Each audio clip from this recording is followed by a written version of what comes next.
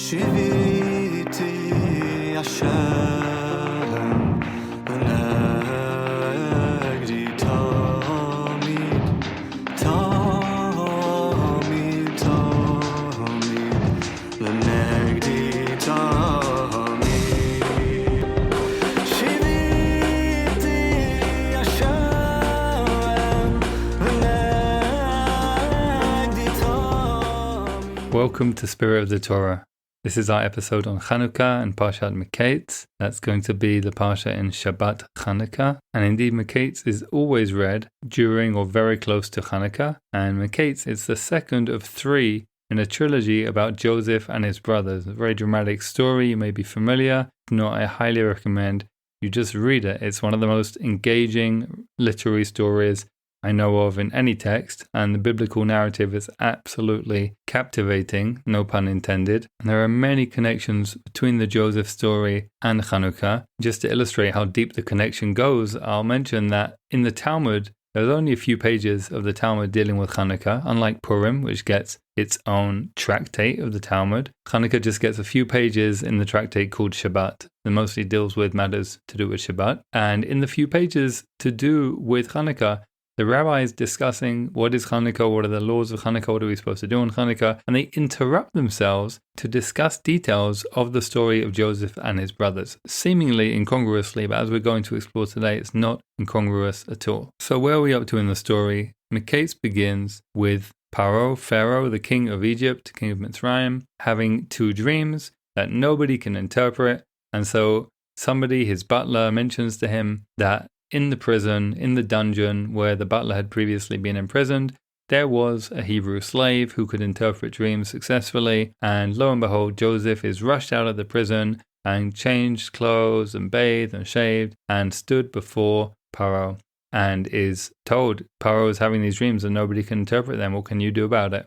And of course, just as he did in the prison, Joseph says, it's not me. I'm not going to do it. Hashem is going to provide an answer for Pharaoh. This is part of Joseph's righteousness, that he talks about the creator of the universe and gives the infinite one credit for things. He doesn't take credit himself. And Hashem does indeed provide the interpretations of Pharaoh's dream, and Yosef channels them to the Pharaoh, and he also explains the whole situation in such a way that he basically invents a job for himself, being second in command of this enormous and rich and powerful country, ancient Egypt, Mitzrayim. Because there's going to be 7 good years followed by 7 bad years, and the 7 bad years are going to be so terrible. And what Egypt needs is to unify with a collective identity and a social cohesion, to work together, to collaborate, to store up food during the 7 good years in a way that they will have enough food to keep them going through the 7 bad years. So it's not just a question of logistics, it's a question of leadership and of cohesion and of what makes societies work. And Joseph so impresses not only Pharaoh, but all the other courtiers in the court, and we have to assume there are many ministers and advisors and so on. It is obvious to all of them that even though Joseph is an outsider and he's an Israelite, and there are many reasons for them to resent him and want him to return to prison or at least leave their country, nonetheless, nobody seems able to argue with Pharaoh that actually, yes, this man who has interpreted Pharaoh's dream is obviously the right person to lead the country under Pharaoh during this challenge. And why is this? Why is this person who just got dragged out of prison and stood before the king obviously the right person to lead this enormous and powerful country? Well, we're told something about Joseph in the Torah. We're told that he is handsome and of beautiful appearance, which also, by the way, was his mother, Rachel. And we're told that he finds chen, grace, in the eyes of people. And chen is related to Chanukah. So just bear that connection in mind for now, and we'll come back to it. Chen and Chanukah. So Joseph finds grace in the eyes of people. That means people look at him favorably. That means they see everything he does succeeds because Hashem is with him. Hashem is working through him. And even though ancient Egypt is depicted in the Torah and in our tradition as a deeply corrupt, idolatrous place, despite that, Pharaoh and his advisors and courtiers all seem to recognize that Joseph has what it takes. He has the right quality. His beauty and his chen, which again is partly about how God is helping him do what he does, is exactly what Egypt needs to survive this terrible crisis that's coming. Now, there's an interesting side to Joseph's beauty and chen, which is we're told in the tradition, at least in the Midrash and the commentaries, he cares about how he looks, that he's somebody who is invested in the aesthetic of his own appearance and in aesthetics in general. And this seems to be part of what makes the brothers not trust him and fear the influence that he will have on the fledgling nation of Israel that they are trying to form. This is because there's an association throughout the Torah between idolatry and sexual promiscuity. And vanity, or taking too much pride in one's own beauty, is seen as closely related to sexual promiscuity. And so the brothers fear the influence that Joseph is going to have on the people that they are forming. They fear that he's going to influence the people in this dangerous direction of aesthetics and vanity, and related to that, idolatry. In fact, we have a midrash that says that the reason the brothers want to kill Joseph and in the end just end up throwing him a pit and then selling him, the reason they do all that is because they fear that his bloodline, his descendants, will lead the people of Israel to idolatry, to worshipping Baal. And indeed, actually, it turns out that they are not completely wrong, because it is a descendant of Joseph, the king Yerovam, who is the king who builds 2 enormous large golden calves with the explicit intention of misleading the people away from worshipping at the temple in Jerusalem, but instead worshipping these calves that he places in Dan. Now that's many, many generations later, but the point is, the tradition is saying the brothers do have a point. The chen and the beauty of Joseph actually can be dangerous. But on the other hand, the brothers seem totally wrong to suspect Joseph himself, because as we saw in last week's Parsha, whereas Judah, fails his test when he leaves the family and is tested with the whole story of Tamar, and in the end he passes the test by saying, I got it wrong and I have to make teshuvah, I have to return, I have to fix it, and then that's how he makes it good. It all comes good in the end. But he fails initially through his behavior. That story is directly juxtaposed in the Torah with the story of Joseph and the wife of Potiphar, where Joseph just about literally hangs on by his fingernails and passes an excruciatingly difficult test of sexual integrity. And we see the Torah also affirms that in general, in the kind of competition of values between the brothers and Joseph, in the competition of ways of life that they represent, Joseph clearly comes out on top in many measures. It's him who actually saves the family, and indeed saves all of ancient Egypt and much of the other parts of the known world in the process, whereas the brothers and their family and their way of life and their values fail to sustain their own family. They have to come bowing and scraping to him, initially not knowing it's him, and this is what happens in this week's Parsha. They come to him not knowing who he is, begging for food, because their way of life, their values have failed to successfully navigate the crisis of the famine. So the brothers come bowing and scraping to Joseph, and he gives them what they want, but at a cost. He takes one of them prisoner, Shimon, one of the main instigators among the brothers of those who wanted to harm Joseph many years previously, and he sends them back, and he says, next time, don't come back without the youngest brother, without Benjamin, because they went without Benjamin because the father, Jacob, very understandably did not want to send his youngest son, given what had happened to his full brother Joseph. Benjamin and Joseph were the only 2 sons of Jacob from Rachel, from Rachel, and they were also his 2 youngest sons. And as far as Jacob was concerned at this point in the story, Joseph was probably dead. So Benjamin was the only remaining living son that Jacob knew of from Rachel, who was his favorite wife, and Jacob did not want to let something bad happen to Benjamin the way it had happened to Joseph in mysterious circumstances, which Jacob still didn't really know what had happened, but may have had his suspicions. Now, eventually, just as Joseph knows will happen, the family run out of food. The food that he gives them when he sends them back up without Shimon runs out. And then the family are faced with a dilemma. Do they go back to him? The brothers go back to him, this time with Benjamin, because he said, you're not coming back, you won't see me, you won't get any food unless you have Benjamin with you. Or do they simply stay home and starve? They have no choice. So he knows that in the end, sheer necessity is going to drive them to come back down with their youngest brother, with Benjamin. But something fascinating happens. The father, Jacob, says, if you're going back down, you're going to see this strange Egyptian who spoke to you harshly and accused you of being spies and made all these strange conditions for you and is seemingly putting you through all these trials and tribulations. If you're going down to him, then there's something you have to do.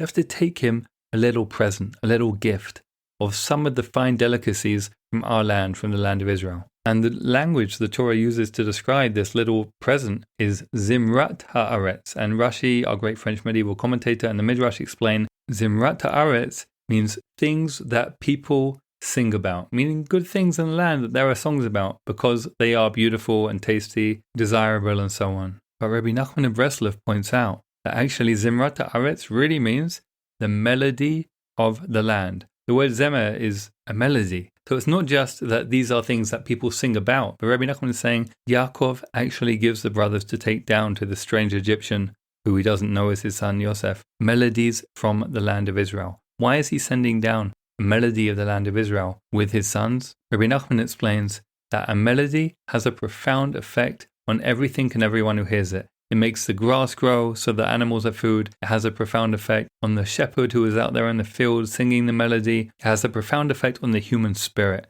on the battle that is waged within us between different spirits, different desires, different parts of us. And if it's the right melody for the right person at the right time, it can elevate the right parts of us and help us grow. And Yaakov is sending a message to this strange Egyptian who, again, he doesn't know is his son Yosef, but he's beginning to sense that all the strange behavior, all the strange thing that this Egyptian has said and done to the other brothers, to Yaakov's sons, Yaakov is beginning to sense that there is a reaching out for relationship from this strange Egyptian, that what he wants is a personal connection. And so Yaakov's response, according to Rabbi Nachman's beautiful, deep reading, is that Yaakov sends with the brothers a melody of the land, a melody that has a specific effect on the spirit, on the ruach of those who hear it. And we will see at the beginning of next week's Torah portion, Vayigash, how the two leaders among the brothers, Yehudah, who represents the sons of Leah, and Yosef, the leader of the sons of Rachel, how they're going to be reconciled, at least temporarily and partly, and it's going to be a very powerful and important reconciliation, which is actually going to be a foretaste and a foreshadowing of the ultimate reconciliation between them in the Messianic era, according to our tradition, when the sons of Leah and the sons of Rachel will work together to create a world of universal peace and justice. And we also see a beautiful foretaste of this coming together in a healthy way between these different forces, the sons of Leah and the sons of Rachel in Chanukah. Now again, just to refresh some of the themes about what they represent, the sons of Rachel is the one who's explicitly called beautiful.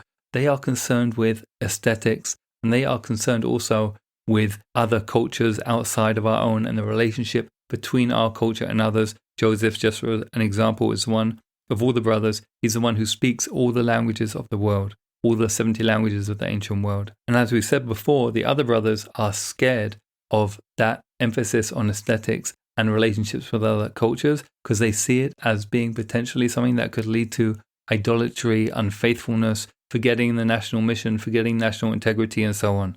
And so the Midrash says, when the brothers throw Joseph in a pit and intend to kill him originally but end up selling him, they actually do so on religious grounds in their eyes. They have a religious argument for why they're doing what they're doing, just like many people do many terrible things in the name of religion all the time, of course. But on the other hand, the tradition says, yes, it's also true. Too much of one of these energies without the other one balancing it can be dangerous. It's true. The descendant of Joseph, as I mentioned before, Yerovam, he does lead the people to not only idolatry, but actually to split the kingdom, which is a terrible thing that leads eventually to exile and the loss of many people. So neither side on their own can do it all, and neither side on their own has all the answers. We really do need a healthy coming together of these forces. And actually, one way we see this in the tradition is there's a Mashiach ben Yosef, a Messiah, a son of Joseph, from the line of Joseph, and there's a Mashiach ben David, a Messiah from the line of David, who will be the ultimate redeemer to bring the world to that universal peace and justice. But on Chanukah, how do we see these two come together? Well, one way we do is that we say the Hallel prayer, which is associated with Yosef. Hallel is beautiful psalms that we sing, that the aesthetic of how we sing them is very important. And the word Hallel itself, as well as meaning praise, also means light, which is also connected to the aesthetic beauty of Yosef. Now also, as well as Hallel on Chanukah, the other thing we have that we mention along with Hallel is Hoda'ah, thanksgiving. And the word Hoda'ah, thanksgiving, is closely related. It's the same root as Yehuda. In fact, we're told that when Yehuda was born, his mother Leah gave thanks, and she was the first person to give thanks in the particular way that she did, because she realized that Yehuda being her fourth son, and that the fact that there will be 12 sons of Israel overall, meant that she, as one of 4 wives, had now surpassed her allotted portion. Because if there were 4 wives and 12 sons, then on average, each would have 3 sons. And she realized, wow, I'm having more than the portion that I might have expected to have. And so this time, I'm just going to give thanks. It's actually a very beautiful contrast to the 3 previous sons that she gave birth to, that she named ready for her sadness and her bitterness that her husband favored her sister over her, that she felt unloved and unaccompanied by her husband. But this time she said, I'm just going to give thanks.